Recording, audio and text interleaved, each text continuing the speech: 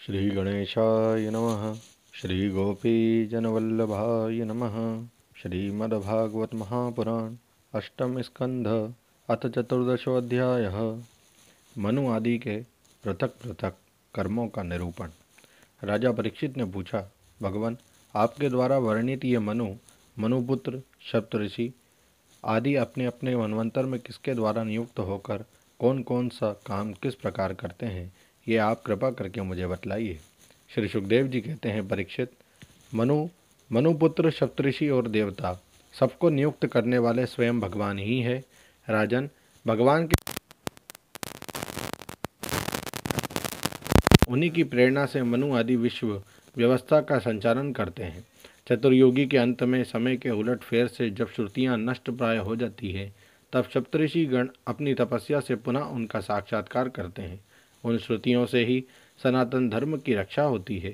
राजन, भगवान की प्रेरणा से अपने अपने मनवंतर में बड़ी सावधानी से सब के सब मनु पृथ्वी पर चारों चरण से परिपूर्ण धर्म का अनुष्ठान करवाते हैं। मनुपुत्र मनवंतर भर काल और देश दोनों का विभाग करके प्रजा पालन तथा धर्म पालन का कार्य करते हैं। पंच महायज्ञ आदि कर्मों में जिन ऋषि, पितर, भूत और मनुष्य आदि का संबंध है, उनके साथ देवता उस मनवंतर में यज्ञ का भाग स्वीकार करते हैं।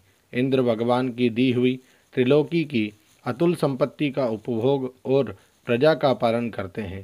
संसार में यथेष्ट वर्षा करने का अधिकार भी उन्हीं को है। भगवान युग युग में सनक आदि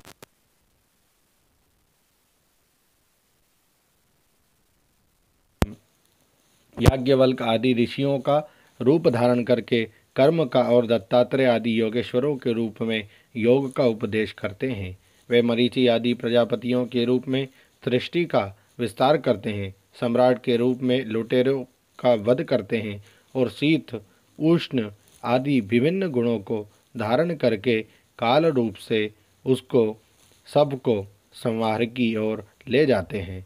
नाम और रूप की माया से प्राणियों की बुद्धि विमूढ़ हो रही है, इसलिए वे अनेक प्रकार के दर्शन शास्त्रों के द्वारा महिमा तो भगवान की ही गाते हैं, परंतु उनके वास्तविक स्वरूप को नहीं जान पाते।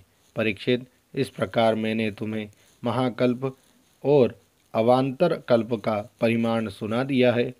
पुराण तत्व के विद्वानों ने प्रत्येक अवान्तर कल्प में 14 मनवंतर बतलाए हैं। ओम नमो भगवते वासुदेवाय। श्रीमद्भागवत महापुराणे पारमहंस्यां संहितायाम् अष्टम स्कंदे चतुर्दशोऽध्यायः। श्रीकृष्णार्पणमस्तु। हरये नमः। हरये नमः। हरये नमः। जय श्री कृष्ण।